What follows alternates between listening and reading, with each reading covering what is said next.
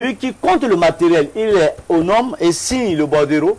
Puis, arrivé là-bas, le bordereau de livraison est signé par le président et le coordonnateur au budget. Donc, de ce point de vue, il n'y a pas de problème.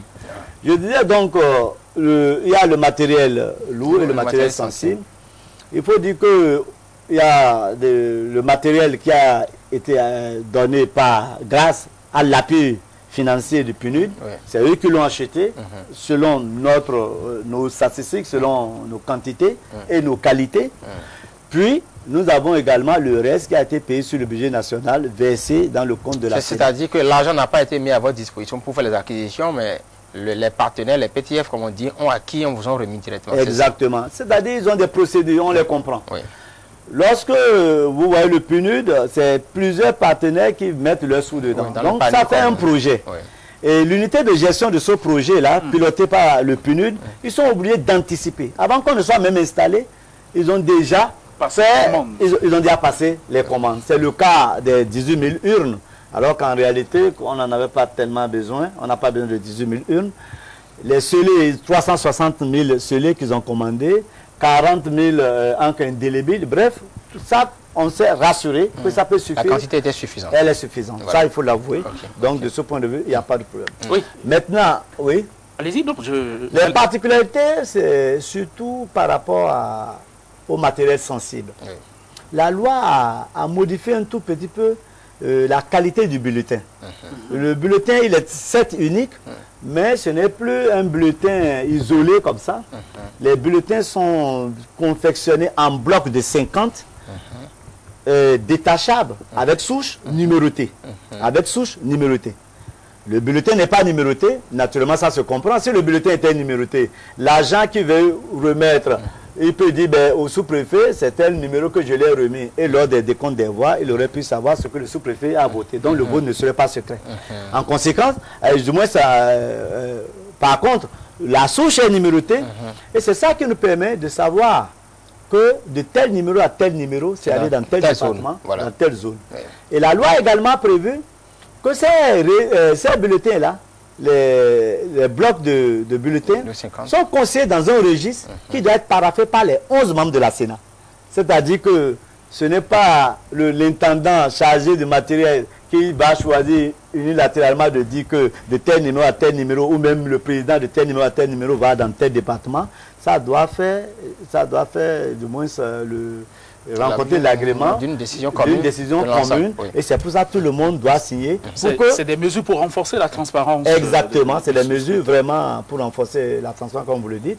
Et c'est pour mieux pour le Bénin, parce que nous nous connaissons très bien au Bénin. Donc voilà un peu par rapport à chose. Également, nous avons la loi qui a prévu que les feuilles de dépouillement et les procès-verbaux, c'est en des blocs de 5 feuillets numérotés, pour que chaque feuillet ait valeur d'original. C'est extrêmement important. Voilà. Et là, vous savez désormais que si un feuillet vous parvient, les 5 feuillets, vous savez, il y a, en ce qui concerne, selon le type d'élection, il y a un feuillet, toujours le premier à la Cour constitutionnelle, à la Sénat, au ministère en charge de l'administration, au département et à la commune. Donc voilà un peu les particularités que nous avons. Ça veut dire que vous avez les moyens, ça veut dire que vous êtes bien organisé, en tout cas jusque-là. Déjà, pour avoir une idée, quel est le budget de la Sénat 2011? Tout le monde le sait, le budget de la Sénat 2008 est de 8 milliards 858 millions 778 250 francs. Pour les deux élections? Disons les 2 élections et demie. C'est quoi et demi? Au cas où il y a un second tour. Au cas où il y a un second tour de présidentiel. Voilà. Enfin, disons les 3 jours de scrutin. Voilà, les 3 jours de scrutin. Le premier tour, le second tour, éventuellement la présidentielle et les législatives. Voilà. Et je dois ajouter que ça, c'est le budget tel qu'il a été adopté. Mais aujourd'hui, nous avons des situations spéciales qui feront que le budget va être gonflé obligatoirement.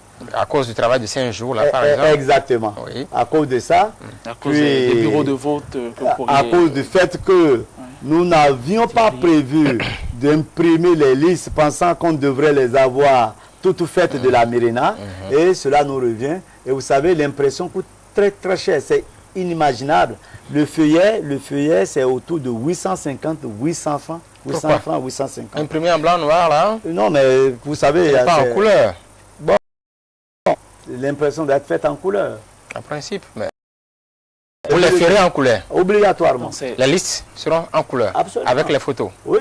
Parce que ce qui a été vu jusque-là, en blanc, noir. Bon. Les imprimeurs,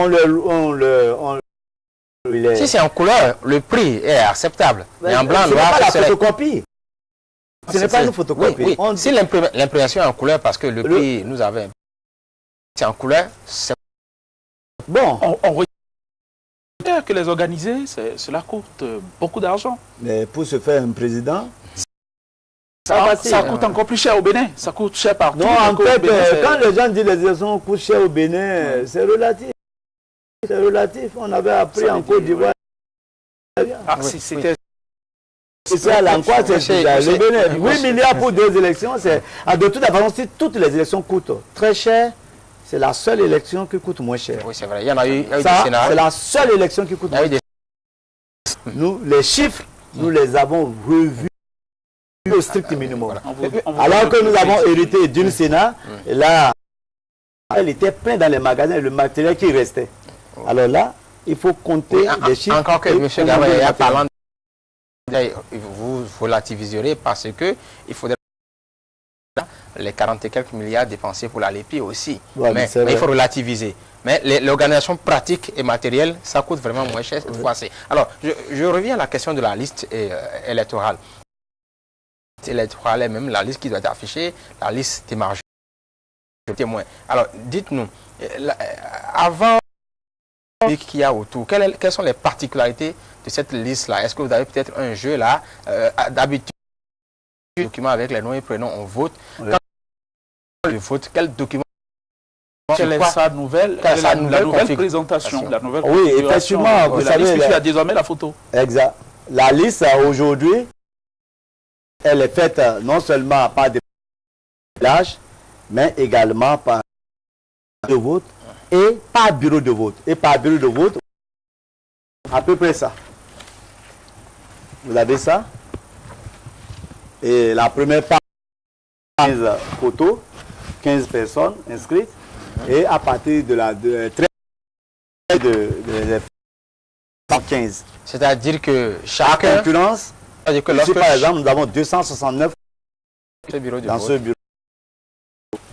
Donc voilà un ça veut dire qu'on si on agit pour essayer de mieux organiser les élections, c'est plus avancé sur un modèle comme celui-là. Oui, oui, ce modèle il est fiable et ça vous permet, si quelqu'un amène la carte, de savoir si c'est vraiment lui qui a la carte ou s'il veut de son nom. Pour que les maires, les morts ne votent plus, on a son identification, sa date de naissance, son lieu de naissance, le nom de de sa mère, sa profession. Exactement. Et un vide pour émarger. Pour émarger. Et voilà. Toutes ces données, ces données d'identification existent sur la carte et que l'agent va comparer.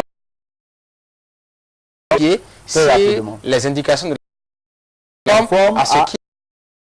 Là encore, j'ai deux questions pour vous en une. Vous avez dit photo. Oui, c'est un élément nouveau. On dit, nous avons même entonné le cocorico. Mais et ceux qui se sont retrouvés avec une carte, leur carte sans photo, d'autres une photo pas lisible du tout. Ça, c'est le... Et le second aspect, vous pouvez, mettons avec plusieurs cartes, 2, 3, 4 cartes. Oui, vous savez, normalement, même si quelqu'un se retrouve avec plusieurs cartes, d'abord, comment ça peut arriver? Lors de... on vous touche 2 fois, plusieurs fois. Mais lorsque, au niveau du centre de distribution, le bureau de vote, on vous demande de ranger les cartes par ordre alphabétique avant de partager. Si tout le monde avait fait ça, eh bien, vous devez prendre sa carte, vous lui donnez une. Si vous voyez qu'elle est dédoublée, vous devez garder le reste. Mais qu'est-ce qui s'est passé? Il y a des gens qui ont retiré leur carte. Je connais l'exemple frappant, c'est même, qu'elle me permet de la citer ici, c'est Léa, mon père, qui est de la Mérina. Elle allait chercher sa carte. Puis, comme l'agent du bureau de vote la connaît bien, retrouve une deuxième carte et la lui apporte à la maison. Et elle a été obligée de ramener pour dire, mais non, moi j'ai déjà une carte, mais voilà ça, c'est les doublons de carte. Mais je dis, c'est sans danger. Puisque l'encre indélébile, si c'est bien fait, c'est que vous ne pouvez pas... Si c'est bien fait, si. Oui, non, vous savez, il y a... J'ai fait plusieurs sénats.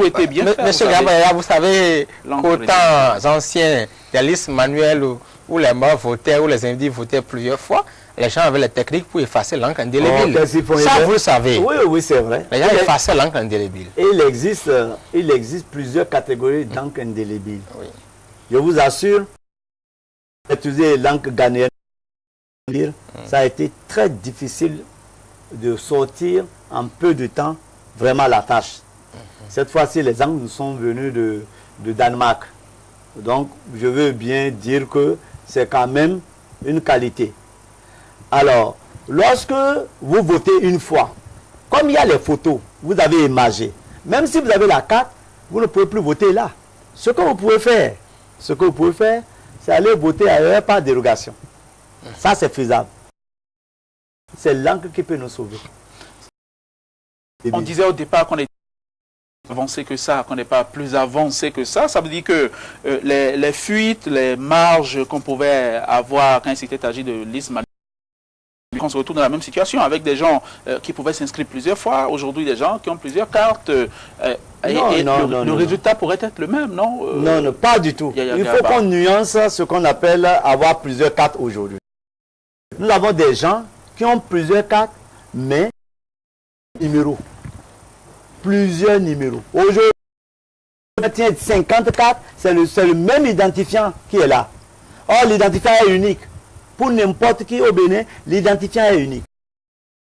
La carte, c'est comme si c'est la photocopie qu'il a.